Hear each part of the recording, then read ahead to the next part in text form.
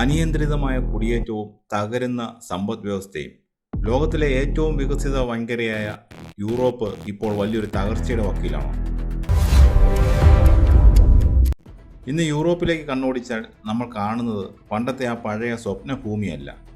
റോട്ടർഡാമിലെ തുറമുഖങ്ങൾ മുതൽ ഏഥൻസിലെ തെരുവുകൾ വരെ, ലണ്ടനിലെ പാർലമെൻറ്റ് മുതൽ റോമിലെ ഭരണകൂടങ്ങൾ വരെ ഒരേ ഒരു വിഷയം മാത്രമാണ് പുകയുന്നത്: കുടിയേറ്റം.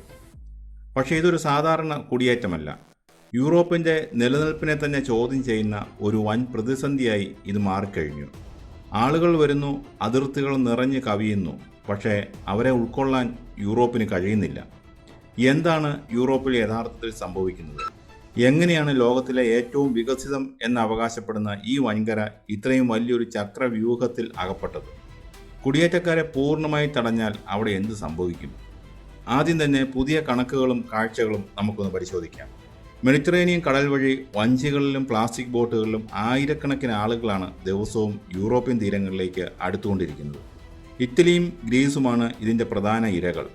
ഇറ്റലിയിലെ ലാംപഡൂസ എന്ന ചെറിയ ദ്വീപിൻ്റെ കാര്യം തന്നെ എടുക്കാം.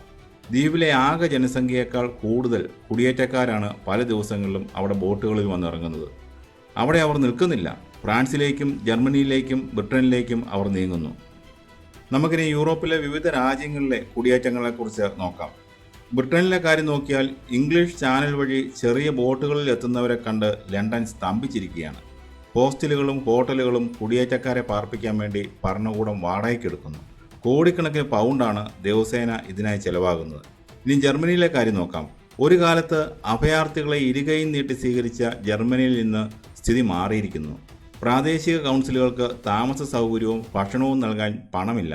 സ്കൂളുകളിലും ആശുപത്രികളിലും ഏറെ തിരക്കാണ്. ഇനി സ്വീഡനിലെ കാര്യം നോക്കിയാൽ ലോകത്തിലെ ഏറ്റവും ശാന്തമായ രാജ്യം എന്ന് കേട്ടിരുന്ന സ്വീഡനിൽ ഇന്ന് കുടിയേറ്റ മേഖലകൾ കേന്ദ്രീകരിച്ച് ക്രിമിനൽ ഗാങ്ങുകൾ വളർന്നു കഴിഞ്ഞു. തോക്ക് ചൂണ്ടിയുള്ള അക്രമങ്ങളും ബോംബ് സ്ഫോടനങ്ങളും അവിടെ നിത്യസംഭവമായി മാറിയിരിക്കുകയാണ്. ചുരുക്കത്തിൽ അഭയം ചോദിച്ചെത്തുന്നവരുടെ എണ്ണം താങ്ങാൻ കഴിയുന്നതിലും അപ്പുറമായിരിക്കുന്നു. ഇതെങ്ങനെ സംഭവിച്ചു എന്ന് ചോദിച്ചാൽ പതിറ്റാണ്ടുകളായി വളർന്നു വന്ന ഒരു വലിയ പ്രശ്നമാണിത്. Syria, Afghanistan, Iraq, Libya, African രാജ്യങ്ങൾ, ഇവിടെയെല്ലാം ഉണ്ടായ യുദ്ധങ്ങളും ദാരിദ്ര്യവുമാണ് ആളുകളെ സ്വന്തം നാട് വിടാൻ പ്രേരിപ്പിച്ചത്. ജീവൻ രക്ഷിക്കാൻ ഓടിയവർ സുരക്ഷിതമായ യൂറോപ്പിലേക്ക് വഴിതിരിഞ്ഞു. എന്നാൽ മറ്റൊരു വിഭാഗം ആൾക്കാർക്ക് ഇതൊരു വൻ ബിസിനസ്സാണ്.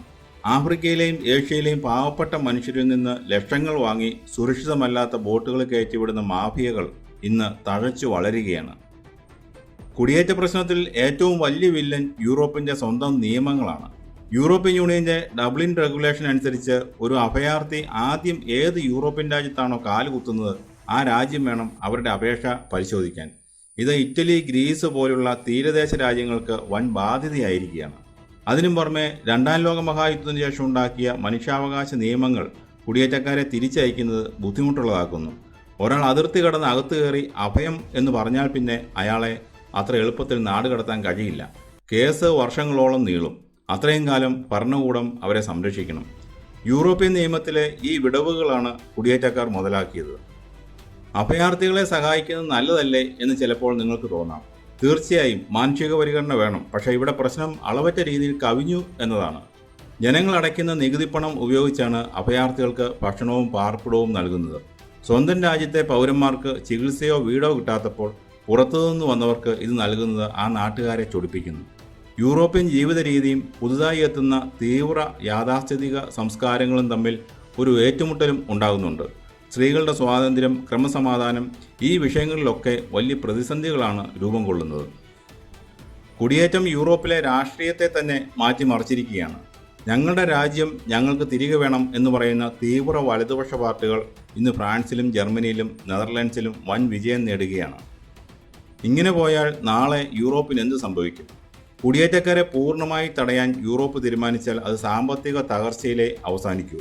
യൂറോപ്പിലെ ജനസംഖ്യ വയസ്സായിക്കൊണ്ടിരിക്കുകയാണ്. അവിടുത്തെ തൊഴിൽ ചെയ്യാൻ പറ്റുന്നവരുടെ എണ്ണം കുറയുകയാണ്. നിർമ്മാണം, കൃഷി, IT, കെയർ ഹോമുകൾ എന്നിവിടങ്ങളിൽ ജോലി ചെയ്യാൻ ചെറുപ്പക്കാരില്ല. കുടിയേറ്റം പൂർണ്ണമായി നിർത്തിയാൽ യൂറോപ്പിൻ്റെ സാമ്പത്തിക മേഖല സ്തംഭിക്കും. മാനുഷികമായ മറ്റൊരു വശം കൂടിയുണ്ട് ഇതിന്. യൂറോപ്പ് അതിർത്തികൾ അടച്ചാൽ കടലിലും മരുഭൂമിയിലും ലക്ഷക്കണക്കിന് മനുഷ്യർ മരിച്ചു വീഴും. മനുഷ്യാവകാശങ്ങളുടെ വക്താക്കളെന്നാണ് യൂറോപ്പ് അവകാശപ്പെടുന്നത്. ആ ഒരു പ്രതിച്ഛായ ഇതിലൂടെ തകരും. കുടിയേറ്റക്കാർക്കെതിരെ നാട്ടുകാർ തെരുവിലിറങ്ങിയാൽ ആഭ്യന്തര സംഘർഷമായിരിക്കും ഫലം. യൂറോപ്പ് ഇതുവരെ കാണാത്ത രീതിയിലുള്ള വംശീയ കലാപങ്ങൾക്ക് അത് വഴിവെക്കും. തെരുവുകളിൽ നാട്ടുകാരും കുടിയേറ്റക്കാരും തമ്മിൽ ഏറ്റുമുട്ടലുകൾ ഉണ്ടാകും. കുടിയേറ്റ വിഷയത്തിൽ യൂറോപ്പിലെ ഓരോ രാജ്യവും തന്നിഷ്ടം പോലെ അതിർത്തികൾ അടയ്ക്കാൻ തുടങ്ങിയാൽ ഷെങ്കൻ കരാറും യൂറോപ്യൻ യൂണിയൻ എന്ന ആശയവും തകർന്നടിയും. ഏതായാലും യൂറോപ്പ് ഇന്നൊരു വലിയ പ്രതിസന്ധിയിലാണ്. ഒരു വശത്ത് ഉദാരമായ മനുഷ്യസ്നേഹവും മനുഷ്യാവകാശങ്ങളും ഉയർത്തിപ്പിടിക്കണം, മറുവശത്ത് സ്വന്തം രാജ്യത്തിൻ്റെ സുരക്ഷയും സാമ്പത്തിക ഭദ്രതയും കാത്തു സൂക്ഷിക്കണം.